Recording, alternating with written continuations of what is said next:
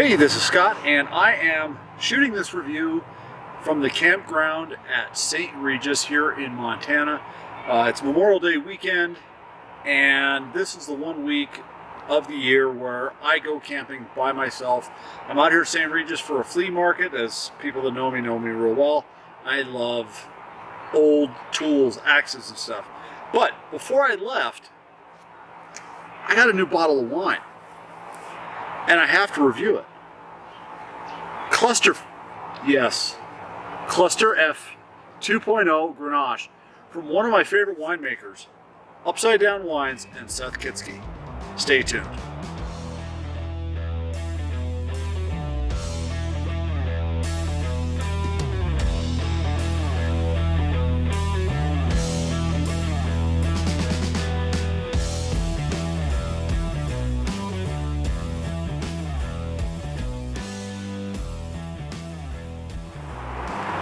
Alright, you have tuned into the Rookie Pacific Northwest Wine Enthusiast channel, YouTube's primary channel for discussing Pacific Northwest wines.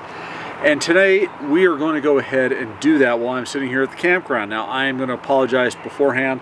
This campground is filled with young kids, side-by-side forerunners, and we are right next to I-90. So if you do hear a little bit of background noise, that is exactly what you're getting. So anyways, let's jump right into this review. This is Clusterf 2.0 is a Grenache, 100% carbonic, fermented, unfiltered, and unrefined, hand harvested from the high elevation of the Equus vineyard at 1,400 feet. It is listed as a Washington State wine. They did not list an AVA on the bottle. Ah, boy, the bugs out here today.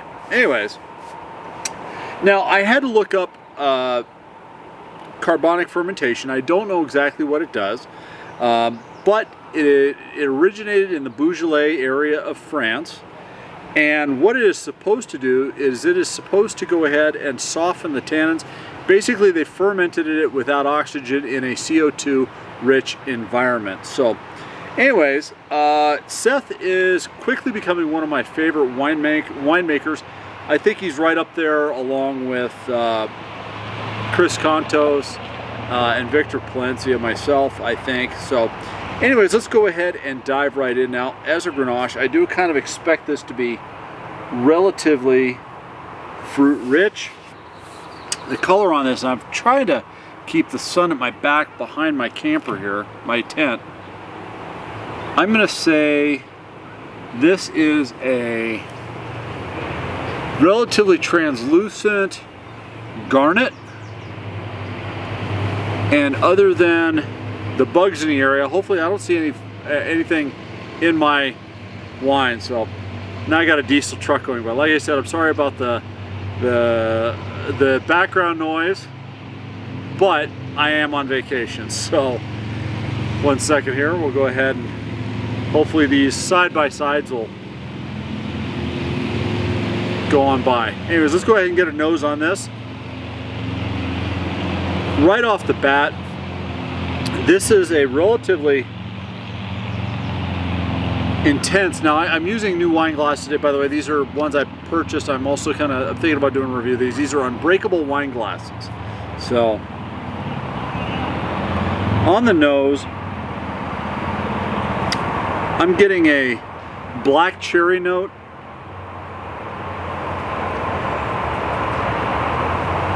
A little bit of chocolate, actually, which is kind of unique. I don't think I've ever gotten chocolate from a Grenache before.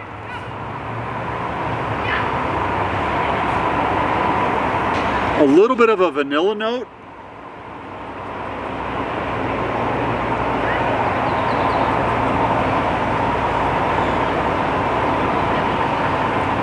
Wow, this is kind of hard to there's multiple flavors or multiple scents that I'm getting on this particular wine, but they've all seemed to melded together.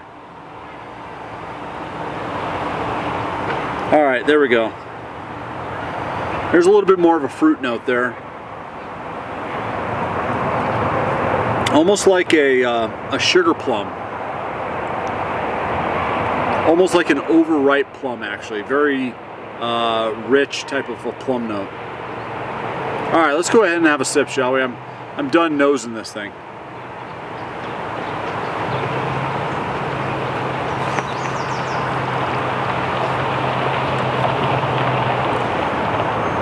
Okay, this is a very, I'm gonna say a dry wine, but there's a little bit of a fruit sweetness there. The tannins, now my understanding is carbonic fermentation is supposed to soften the tannins. The tannins are still very, very pronounced, but there's no hard edges on these tannins whatsoever. There's a tartness. I would say it's got probably a medium acidity to it.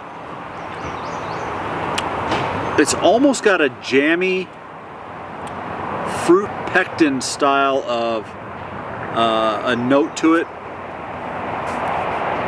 The fruit's coming through. I'm tasting that plum. I mean, it is a very rich plum note.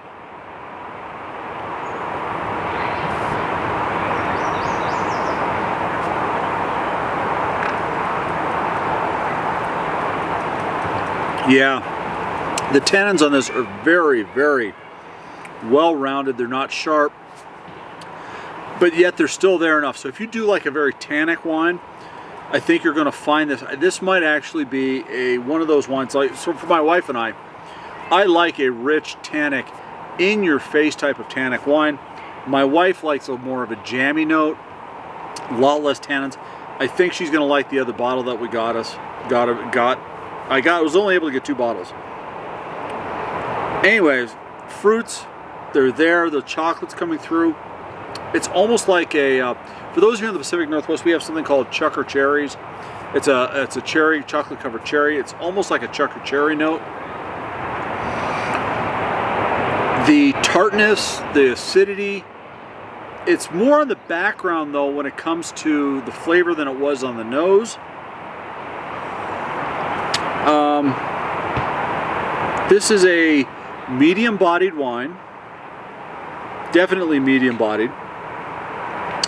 I think I would say medium on the tannins, well-rounded though.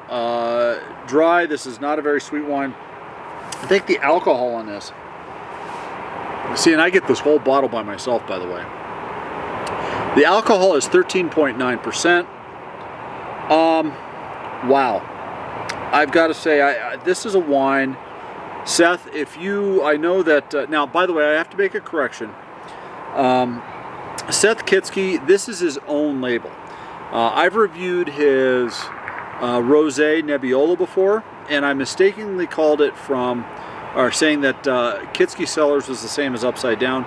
This is an Upsidedown wine that obviously he helps out at his father's cellar, father's winery, but this is his own label, Upsidedown wine. So, and you can find it at upsidedown.com, I think is what it is. I don't see it on the back here. I don't have my glasses on, but that's okay. Anyways, this is Clusterf. I'm not going to say it. So, Seth, I think you did a really good job. I got the impression that this was kind of an experiment for you. I would say this is a rounding success. Other than that, you know, I wish more winemakers, and that's the nice thing about the Pacific Northwest, is that we have a lot of winemakers that are willing to experiment and do. I got another Forerunner about ready to come. Unfortunately, my camping site is right near the entrance, so it's not like I got a whole lot of peace and quiet. But anyways, I'd like to see a lot more winemakers in the Pacific Northwest do a little bit more experimentation. So anyways, if you like this content, please go ahead and hit the thumbs up button. Please go ahead and subscribe to the channel if you find this content helpful in any way. Got another one coming right down this way. Here in Montana, side-by-sides are everywhere. They're allowed everywhere on the streets. Anyways, thumbs up on the video if you like this content. Please go ahead and consider subscribing. Please comment down below, have you had a carbonic fermented wine from Washington State, Oregon, or Idaho, or anywhere else for that matter? Let me know what you think down below. Have you had Clusterf from Upsidedown Wines? As always, folks, life is too short to drink bad wine. Cheers.